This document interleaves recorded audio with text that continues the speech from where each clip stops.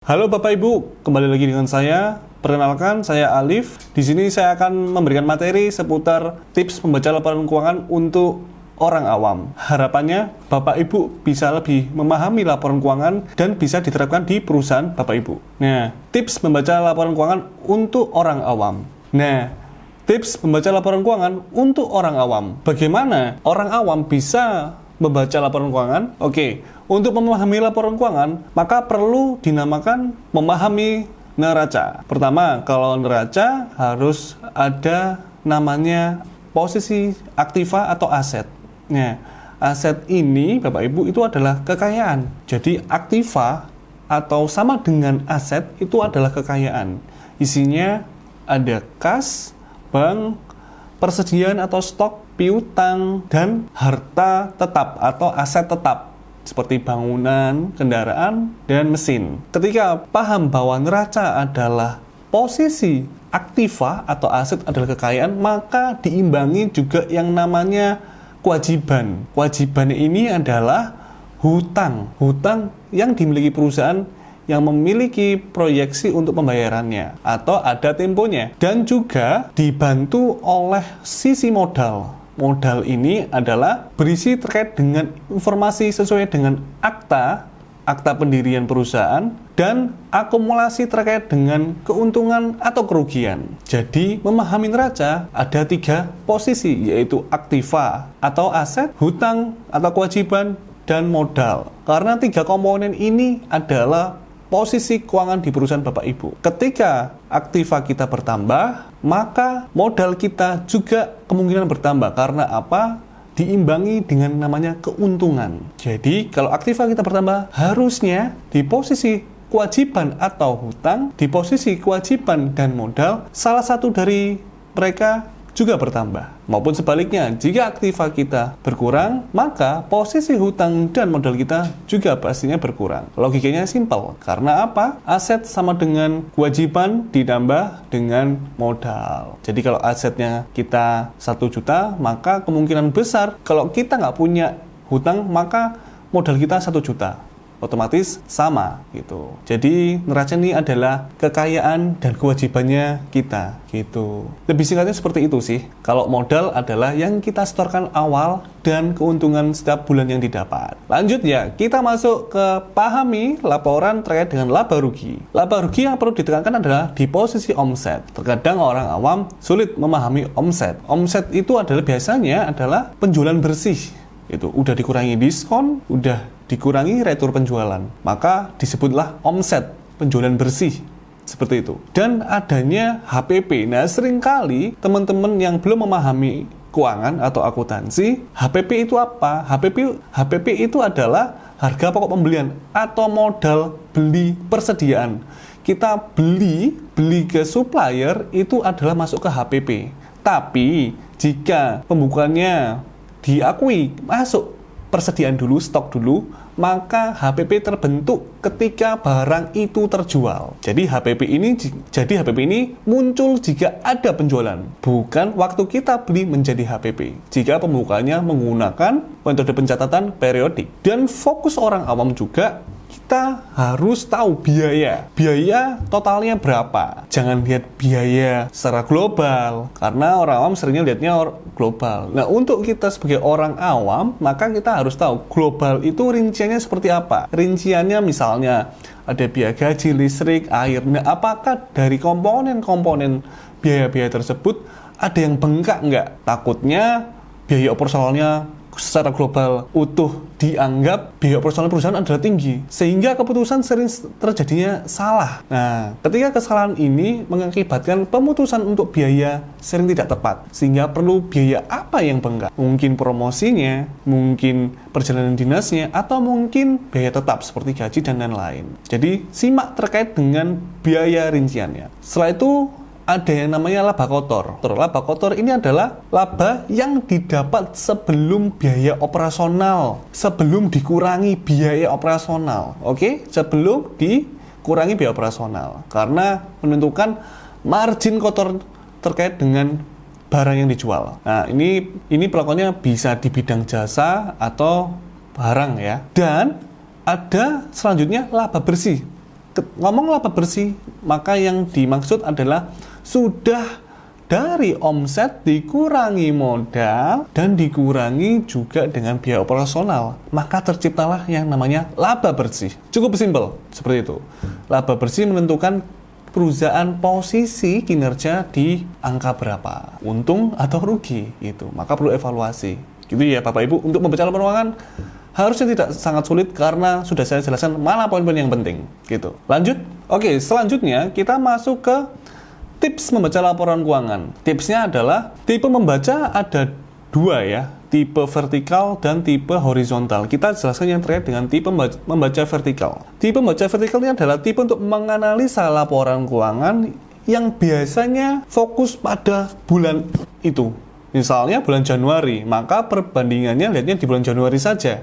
Januari 2024, seperti itu. Jadi kita lihat omset berapa, biayanya berapa. Omsetnya naik tapi biayanya bengkak, maka perlu dievaluasinya di biayanya. Omset rendah, biayanya juga tetap bengkak, maka tetap perlu dievaluasi biayanya. Mungkin program-program pemasaran terkait dengan kebanyakan karyawan yang tidak efisien mengakibatkan omset bisa naik turun dan biaya tetap tidak ada perubahan. Itu analisa vertikal, kita bisa menganalisis dari sana.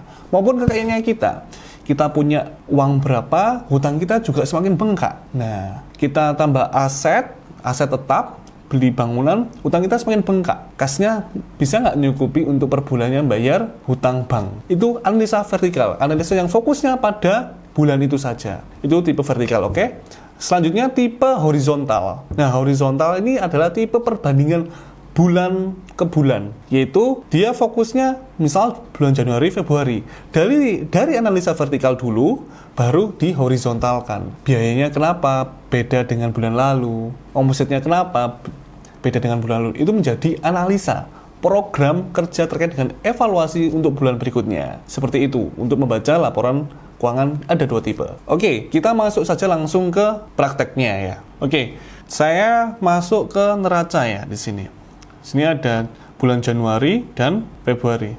Oke, saya masuk neraca ya di sini ada bulan Januari dan bulan Februari. Kalau kita menganalisa satu bulan tipe vertikal, maka kita perlu hide ini dulu.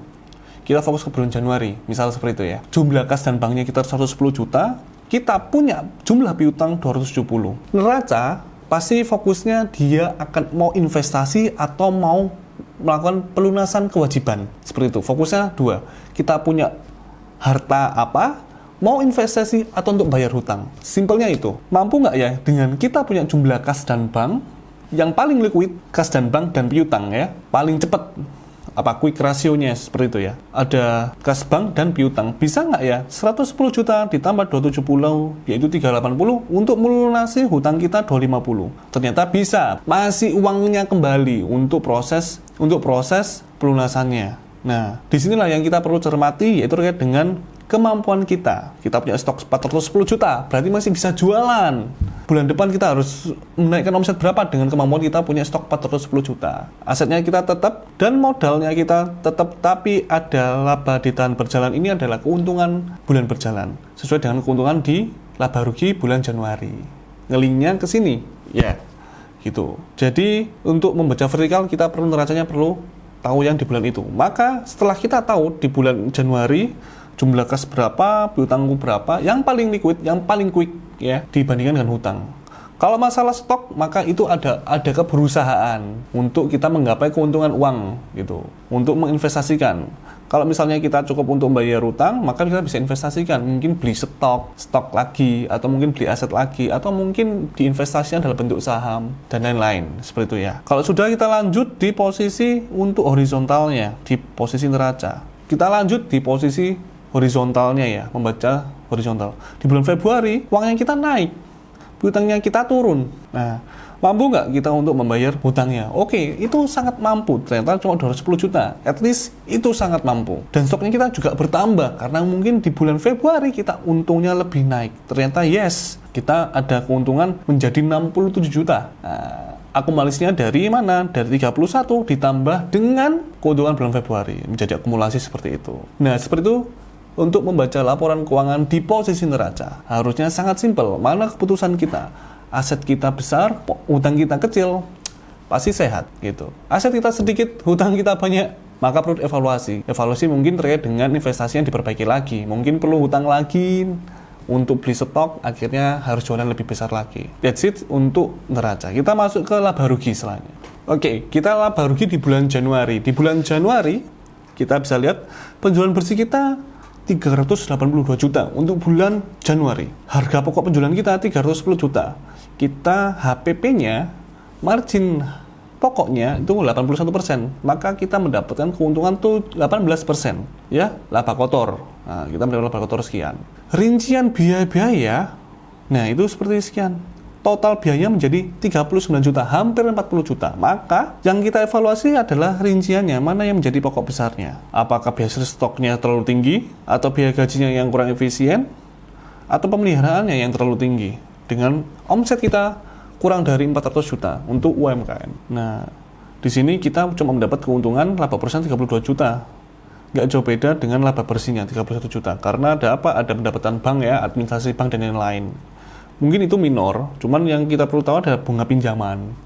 Itu tinggi, biasanya tergantung dengan hutang piutang. Oke, itu untuk analisa vertikal. Kita tahu, oh omset kita sekian, biaya kita sekian, laba kita sekian. Kita harus punya perbandingan untuk di bulan Februari. Nah, di bulan Februari, omset kita naik 400 juta. Biaya kita naik juga, naiknya cuma 1 juta. Dan keuntungan kita hampir mirip, cuma selisih 4 juta saja, nggak nyampe 4 juta. Nah, apa yang perlu dievaluasi? Maka yang perlu dievaluasi adalah mungkin biaya bongkarnya ketinggian, mungkin biaya gajinya juga naik, lemburnya juga naik, iklannya juga naik. Oke, ini biaya variabel yang iklan karena dia mempengaruhi omset. Tapi di sini biaya stoknya juga naik, berarti kemungkinan kurang efisien untuk menjaga standarisasi gudang di perusahaan. Nah, kita bisa tahu nih dengan analisa horizontal ini perbandingannya itu selisihnya lumayan gitu. Yang ini 5.300.000 di bulan Januari, yang ini 5.800.000. Maupun biaya bongkaran, ini 5 juta di bulan Januari, yang di bulan Februari 6.300.000. Nah, maka omset yang naiknya cukup signifikan, tapi labanya hampir sama, selisih 4 juta doang. Maka perlu dievaluasi di posisi mananya. Coba dan harus dicermati mana yang perlu dievaluasi biaya-biayanya. Oke, mungkin terkait dengan cara membaca laporan keuangan untuk orang awam, harusnya Bapak Ibu sudah paham dan bisa diterapkan di perusahaan Bapak Ibu. Terkait dengan analisa vertikal dan horizontal. Supaya apa? Supaya kita bisa menganalisa lebih jauh lagi. Oke, sekian materi tips membaca laporan keuangan untuk orang awam. Semoga materi ini bisa membantu proses implementasi di perusahaan Bapak Ibu. Jika ada pertanyaan yang atau mungkin bisa didiskusikan, bisa di chat di grup ini ya. Sampai jumpa di kesempatan lainnya. Terima kasih.